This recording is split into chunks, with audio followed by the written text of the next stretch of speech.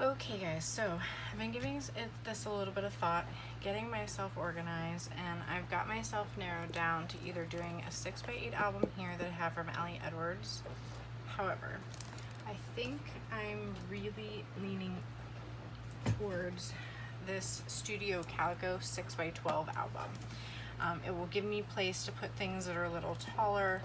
I think that I'll be able to kind of keep it like it's 12x12 layouts, because when you have two pages open together, it's like a 12x12 spread. But I don't have that many photos to make this such a big album. I'm gonna take a look. I've never actually used one of these before. I've kind of always wanted to, because Kelly Parkey documents in a 6x12 album, and I've always loved her mini pages. So the things I'm considering if I go with this album is most of my page protectors are Becky Higgins 3-hole. So I'll probably need to invest in some 4-hole. I don't mind punching them, but I don't want to do it for like 30 layouts.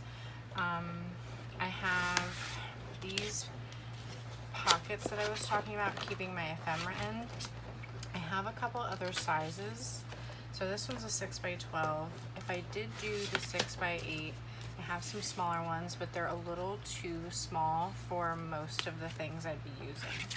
So I did consider that I also have this option of using some of the travel pouches that have come in Ali's kits before, and they would still fit into this size album, just barely.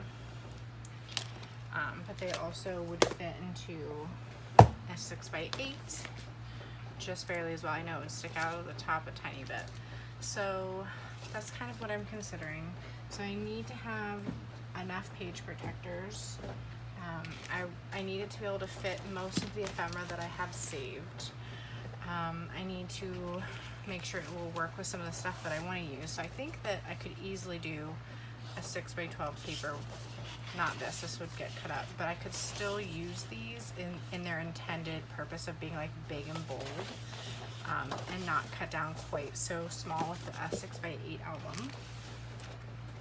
And if I do decide to do some enlargements, I would still do a 6x12. I could even do, you know, a full 12x12 and cut it in half if I have the right kind of photo, so that would look cool. So I definitely need to invest in some more of the all one pocket 6x12s, some of the 4x6 by 3 pocket page protectors. I have quite a few of these, but again, they're the Becky Higgins with the 3 punch, so I might just repurchase and save those for my normal project life. I love these 6 3x4 pocket options, and then it also includes a few 3x3 square pocket options, which would be good for an event where we have a lot of photos.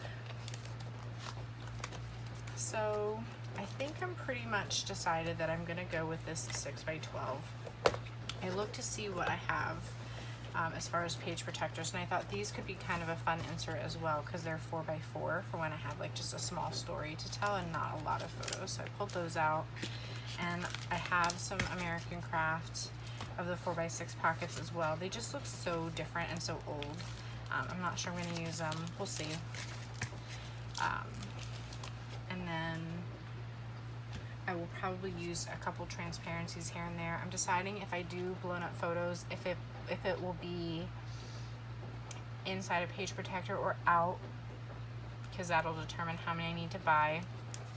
And even a product like this that, you know, I wanted to punch and just use right into a 6x8 album, I think I could still use if I trimmed it down as a 4x6. So, or I could layer it on top of something else. So I think I'm still pretty much leaning towards the 6x12. I've always wanted to use it. It'd be a good opportunity. I think it's a good size for this type of project. The blue will really go with a lot of the stuff I have. And I think my mind's made up. And then I also realized with my last Getting Started album video that I never showed you what was in this bag. So this includes a wooden spoon from Sprinkles. I don't know if I'll be able to use this. It's probably too three-dimensional, but I could maybe photograph it. This was a colored pencil that I got at the Golden Gate Bridge. It's the exact same color of the bridge. I thought that was kind of fun. I have a wooden postcard here that I thought would maybe be neat to display somewhere. So sorry, here I am yawning. And then I have a ton of postcards from our Big Sur trip, and then some more Hollywood postcards, big California sticker, a Hollywood postcard. That was actually kind of fun.